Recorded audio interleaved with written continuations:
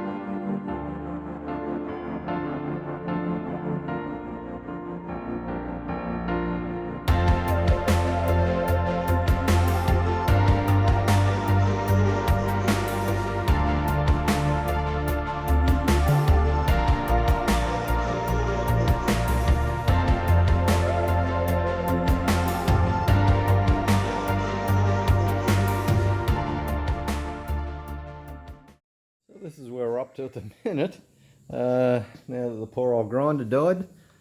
That doesn't look too bad. Sort of semi-matches the headlight surrounds-ish. I just got a little clamp there, it's not welded on or anything. And it kind of misses where the pivoting point is there. A nice round edge, which looks really good. Once that's all painted, I think that's going to look smashing. So the battery will be protected.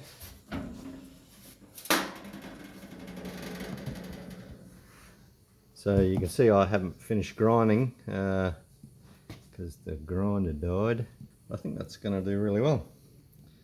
Bolt the old lights in there. They're the they're just sort of sitting there. They're the originals, and I've just slapped a bit of white undercoat on them because that's what I had. But it's the one I need. Anyway, so the grill is just about done.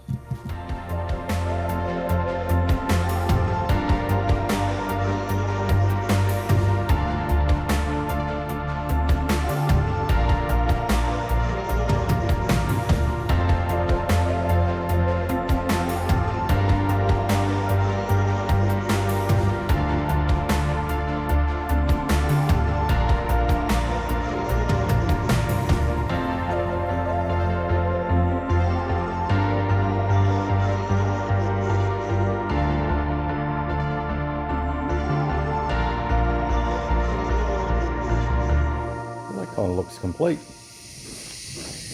except for the big open gap at underneath. Might put a little flap of rubber, you know, like a little piece just dangling across there to, you know, stop mud or anything flicking up maybe, or give a little bit of protection for the battery, and make more of the airflow draw through the actual grill instead of anywhere else. So it gives it a little bit of protection. I was going to put a grill, you know, like a meshy type stuff in front of the radiator, but I don't think it needs it. If I've got this and everything else is sort of protected, I don't really need to go over the top, I think. Besides that, I think that is about where it's going to be. So I'm very, very tempted just to weld it on there. Like weld it to the frame of the bonnet. Like I can weld it either there or on the inside, or, you know, let's just open it up. Oh, doesn't that look nice? Yeah, so I could just probably put a couple little spot welds in there, and can still access where the lights have got to go, the spotlights, the LEDs. That clamp's just sitting there. So like the radiator goes here, mounts on those two rubber blocks, and the battery just sits there. So I might make up something for it to sit on a bit neater than that. And a little tie down. It's got the holes there for it. And cut off that big chunk of angle line. This big piece here, it's not factory, so, and it's just a, yeah, it doesn't look right there. I don't know what they were hanging off it or whatever, but anyway, that's beside the point. But I really like these round edges. When you put a bit of round bar on there and weld it up and grind it, it comes up really nice. I think we're kind of nearly done on the old grill. I'll just quickly put a couple little welds in there and maybe some gussets to you know, stop any wobbling, you know, while it's running, or if you're going down a corrugated road, or, I mean, that's going to annoy the crap out of anybody, or me anyway. So I might just put a little gusset inside. Not sure if you can see in there real well. Like just put something from here across to here or something, or across from here to there, give it some diagonal bracing. Yeah, like from here across to there. Same on the other side. So maybe I'll just tack a couple of bits of round bar in there, get a bit of strength. If anybody ever needs to remove that grill, or if they want to go all out and maybe put a factory one in, they can, I guess, but I think most people would be appreciative of just having a grill. So I'd say that's a done. I'll tack that on and make that part of that. I'll connect all that up now off camera, so I'll move on to something else. I will remove this fan. See, I was talking about the edges is sort of brittle and there's a couple of little chunks missing. I've got a electric thermo fan, which I might mount on the outside of the radiator, because there's not quite enough room. Like if you look at there, when you mount that radiator, it's quite thick, and then there's a shroud. So I can take the shroud off, that's no trouble.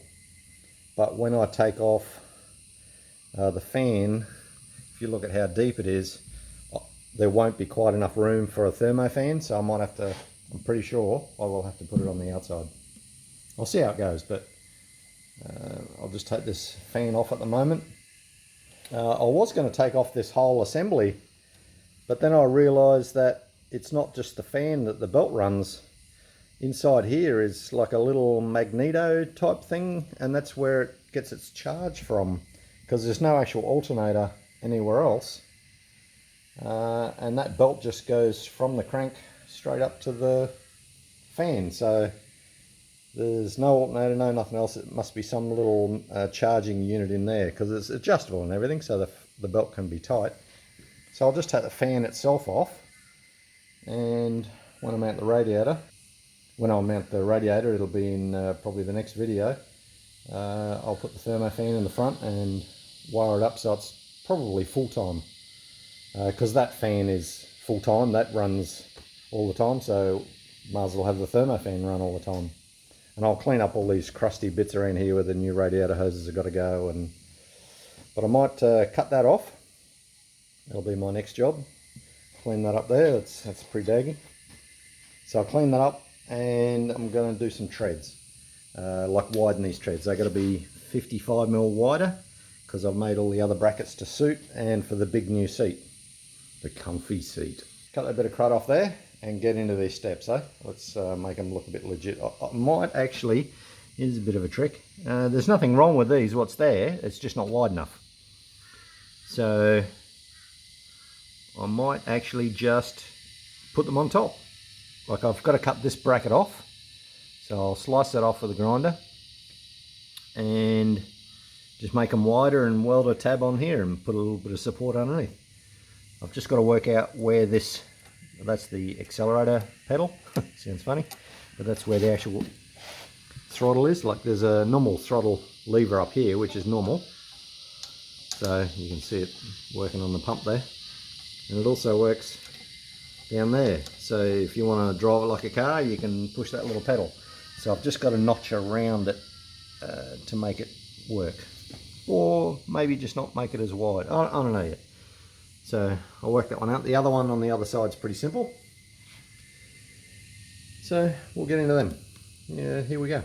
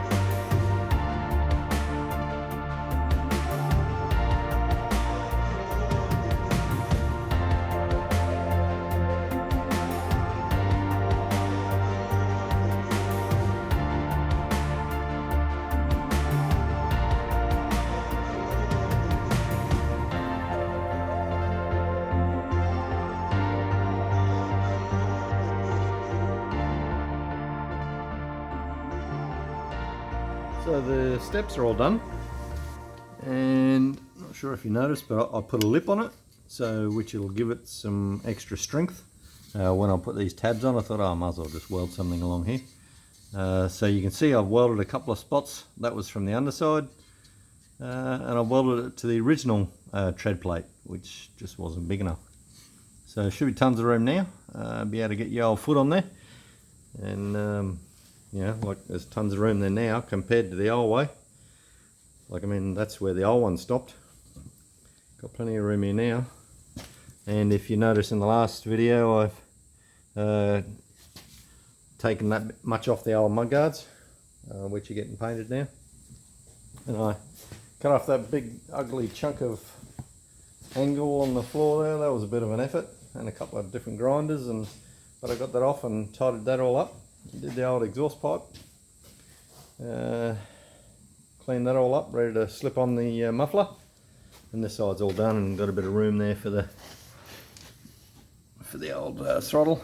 I might have to bend this up a little bit, or clock it a little bit, so it gives it a little bit more, because that's as far as it goes there, because it touches the doodad. Either notch it out a bit, but then you're still not going to get your foot any further down, if you know what I mean. So if I bring it up so it's up a little bit, it might give you a bit more stroke on the old doodad. It'll give us a bit more ability, and I'll reinforce this one as well, so there's no problem there. So all I got to do is tidy up the old dash and get it ready for paint. Then I might make the fuel tank in the next video, or the video after, see how I'm going. But so what we got left is take it outside, give it a bit of a gurney up, and clean it. And what else do I got to do? I'll put the seat brackets on, the new seat brackets and everything. I've got all those all done, and paint these treads up. I'm not sure what colour I should paint them yet. See how we go. And also I've got to take the wheels off and give them a bit of a paint job, make it look a bit tidier. And I'll even paint the front ones. They look like they've never had paint. Well, they're not factory wheels, but they seem to do the job. So yeah, it looks like we're nearly done. Oh yeah, and the grill and everything, it's all come up really nice. The light surround and everything, I've welded that on there. I've actually made it all part of it, so when it's all painted it'll look really good. And this is all painted and gusseted. I've put these little gussets in there so there's no flex or vibration or anything. So it looks really good. Mounting spots for the lights in there. So I'll take that up to Gary at AMC Restorations, and so he's able to give it a bit of a paint job for us. That'll be awesome. So that's been a bit of an epic day. All the sheet metal is finally done, the foot treads are done, the front of the tractor is all ready. So we'll give it a bit of a clean up and we'll go. So guys, thanks for watching on this one. And if you haven't already, give us a thumbs up. That'd be awesome if you like what I'm trying to do here. And subscribe if you haven't already, so you can catch up the rest of it. So if you haven't seen any of them, there's a link in the description for the rest of the videos to this series. So next week we'll probably do a fuel tank, I think, and a bit of a clean up while all the sheet metal gets away and painted and ready to reassemble. Anyway, so thanks for watching again, guys. See you later. Bye.